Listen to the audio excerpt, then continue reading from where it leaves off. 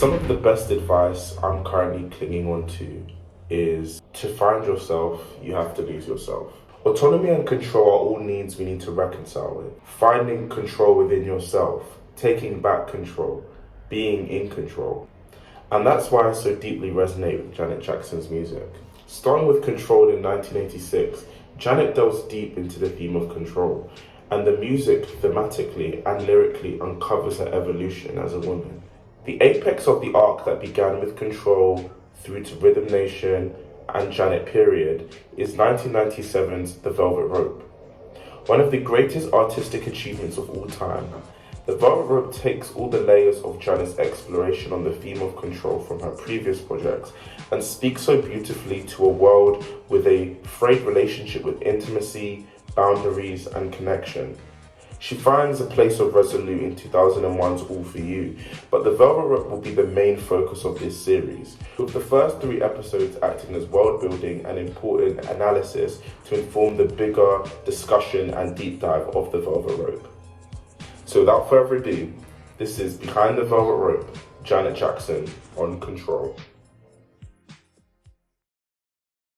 The Jackson family, even without the contributions of Janet and her brother, are music royalty. It's a true rags to riches story, how Joe Jackson engineered his family of 10 children out of a 2-bedroom house in Gary, Indiana, into a multi-million-dollar empire. We all know this started with the Jackson 5, but it bloomed into solo careers, world tours, TV shows, and even a Vegas residency with all 10 children. What you can see in front of you is not only all the Jackson 5 albums, but all of the solo projects that the Jacksons released from 1969 just until the release of Control. And it shows you how insane the Jackson production output is. Before Janet released Control in 1986, the family had released over 40 albums over a 15-year time span. Every sibling, barring Tito, Marlon, and Randy, had released at least one solo project.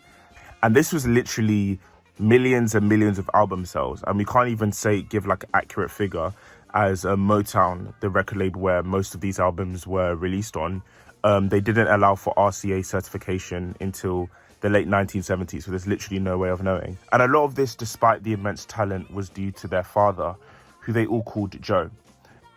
A very strict, no-nonsense individual, he forced them to work. With Janet's Lifetime documentary from earlier this year, there seems to be a real effort to kind of rewrite the narrative of Joe as an abusive father, but the first-hand accounts from his children, particularly Michael and Janet, lead me to believe like this was the reality. I think he saw the way he treated his children as a kind of trade-off to living that American dream. But as we will explore with The Velvet Rope, this had a long-lasting psychological impact, not just on Janet, but all of them. He was in control of all of his children's careers as their manager, and he restricted the things in which it was possible for them to do. But what you start to see as the Jackson brothers got older, they were able to release themselves from Joe's tight grip. Michael, after the release of Off the Wall, which was a smash success, he fired his father as his manager, replacing him with Joe Branca, who was very instrumental to the epic success of Thriller. The other members of the Jackson 5 did the same as like a collective, as a group, in 1983. And around this time, due to the success of Thriller and also the Victory Tour, this is what truly kind of caused a wedge between Michael and the rest of the family. But I think for Janet, as the baby sibling, as you kind of see with the start of her career, it's very evident how Joe projected his frustrations about his children gaining independence onto Janet, and he was very uber-focused in making her a star in his own image. This resulted in her first 2 albums, Janet Jackson and Jean Street. Very decent pop albums under the label A&M. They kind of have this reputation of being kind of bland albums without any kind of soul. And I don't necessarily think that's a fair assessment of the albums. And I think they kind of are in need of some form of like a cultural reassessment, and the way we kind of consider the albums and the way they fit into Janet's discography. The music, production-wise, is very on pulse with the state of 80s R&B and funk. And I think what it actually does is it does kind of speak to the strength of Joe Jackson and how he had a very strong direction and also discernment of the culture and how Janet could perhaps fit into that. 1982's Janet Jackson, I think, is actually a really, really solid album. I think it's the better of the two, with a lot of the music sonically sounding very similar to Thriller. Say You Do and Young Love are, for me, what the standouts of the album, especially Young Love. It's sonically the sister of my favourite track on Thriller, Baby Be Mine.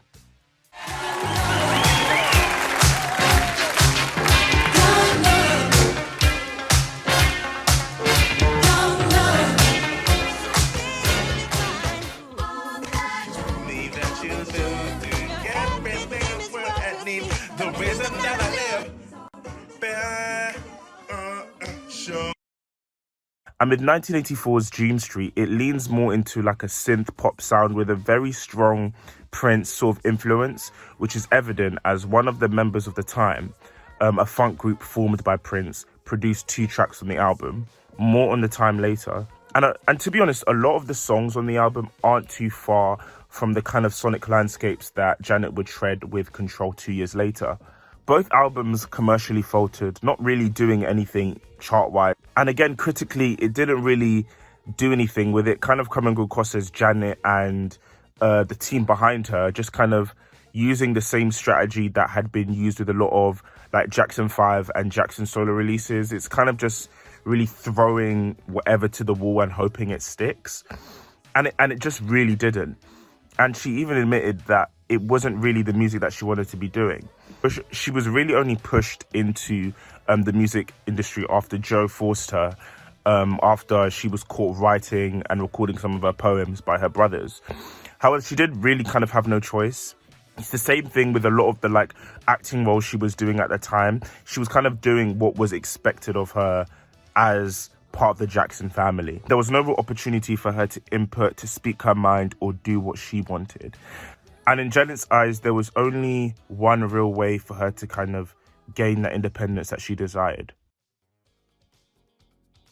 She got married, and that was a thing that a lot of the Jacksons tended to do in order to kind of escape their father. Like you'll see, like with a lot of her brothers, they would get married at like 18, 19, and that's how bad it was. And I think especially as like a woman, I think it speaks to like the time and the kind of patriarchal way of thinking that was popular at the time, that the way for her to acquire freedom from her father was to marry, and essentially, I guess because they were Jehovah's Witnesses, like in a religious context, like to go from your father to your husband. And that was a tough marriage. So she got married to R&B singer James DeBarge of the group DeBarge,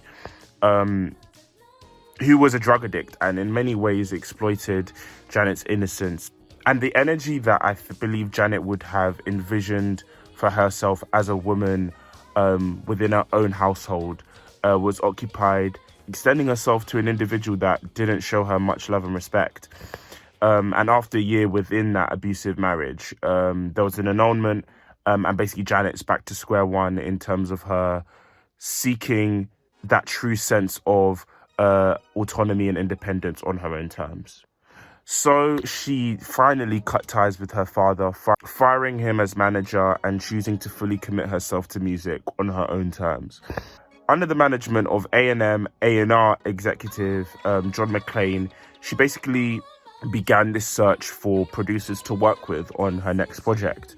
And after seeing them live with their group at the time, she basically approached Jimmy Jam and Terry Lewis to produce her third studio album.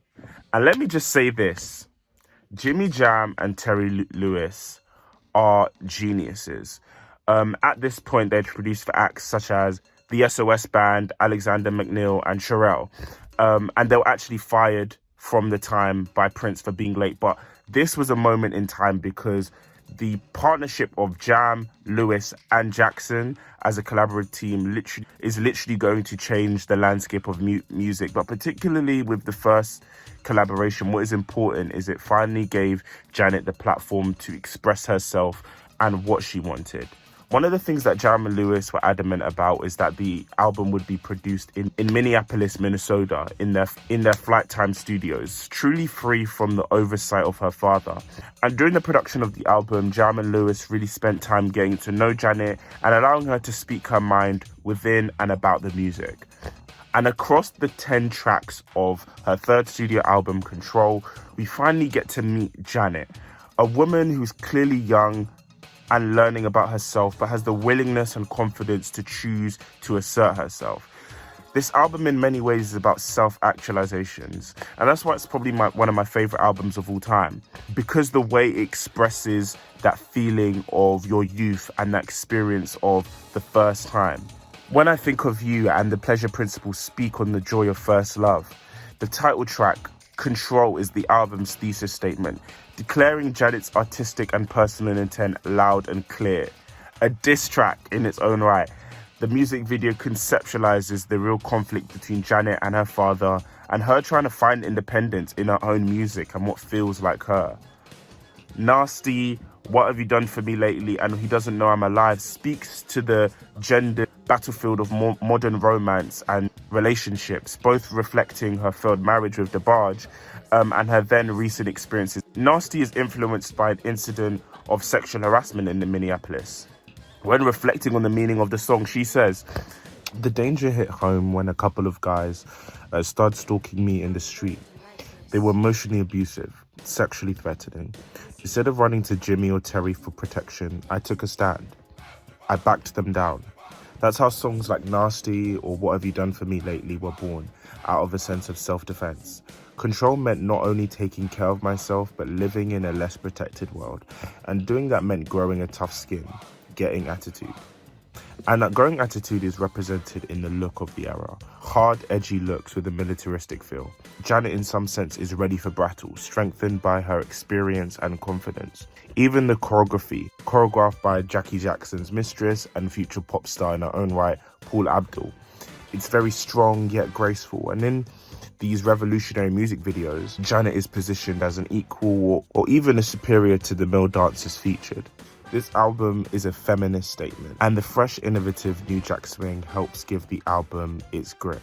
The two last tracks on the album, Let's Wait a While and Funny How Time Flies When You're Having Fun, are probably the two most important tracks on the album, exploring an important part of growing up, sex and sensuality. Let's Wait a While is a track about abstinence and being comfortable enough to have sex with the one that you love, which is important, particularly as Janet is someone who rushed into an abusive marriage, and also the song is written at the height of the AIDS pandemic. Funny How Time Flies When You're Having Fun is a more sensual, quiet storm track with rhythmic moaning towards the end of the track, which was actually quite uncomfortable for Janet's mother. Well, actually, it wasn't Nasty. She loves Nasty, and she loves the video. It was Let's Wait a While. Not Let's Wait a While, but Funny How Time Flies. Because by me being the baby of the family, she really couldn't get into the moaning. Found you growing up. Yeah. I see. It was sort of difficult for her. But again, it's a sign of a woman coming into her own sexuality and ownership, an important part of Janet's music. Reaching number 1 on the Billboard 200 charts with 5 top 5 singles and 1 number 1, Control succeeds both commercially and critically, being a powerful testament to the magic of a woman, a black woman, stepping into her own autonomy and strength. 10 million copies later, Control serves as a hallmark for female pop, and for Janet, it's the very beginning of her exploration as Control and what that means to her as a woman. And what's the thing you do when you find your place in the world? You wish to change it.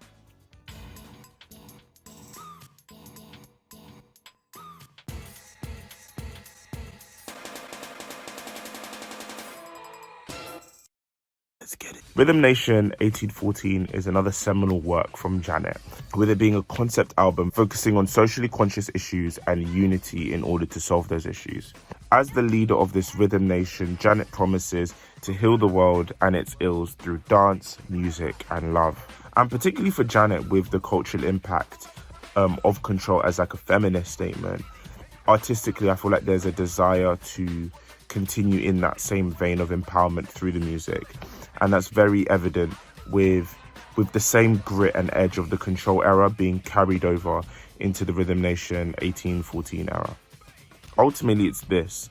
Once you take control of yourself, you feel like you can have control of the environment around you.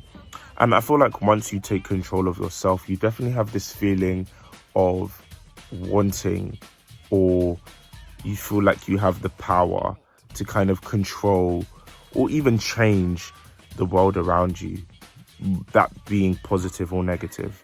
So Rhythm Nation, State of the World, and The Knowledge start the 20-track suite, which includes 8 interludes, with the socially conscious theme being put at the forefront. It was believed that this would cause a negative impact on sales.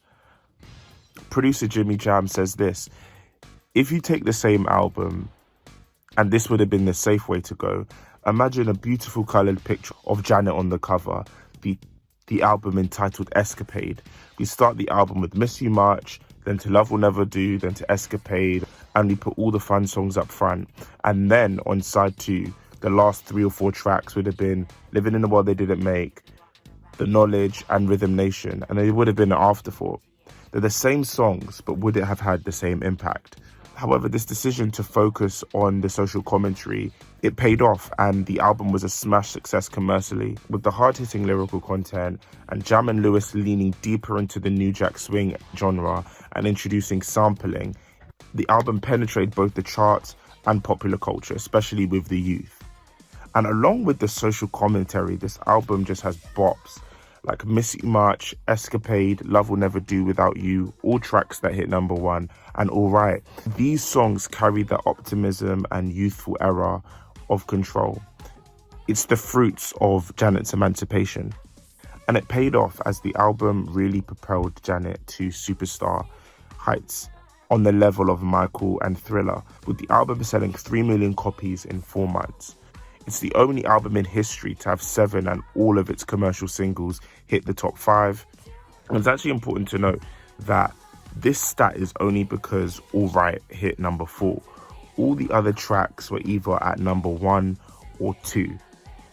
It's also the first and only album to produce different number 1 singles across 3 separate years: 1988, 1990, and 1991. Rhythm Nation 1840 also became the best-selling album of 1990 in the US, and her first world tour in 1990, touring both the Control and Rhythm Nation albums. It's still now the most successful debut tour of all time. However, I do think with all of this success of Rhythm Nation 1840, I do think in terms of artistic intent and its conceptualization, it's not as successful as Control. The idea of Janet kind of centering herself as some revolutionary leader is not only misguided, but even a lot of the social commentary within the album is quite half-baked.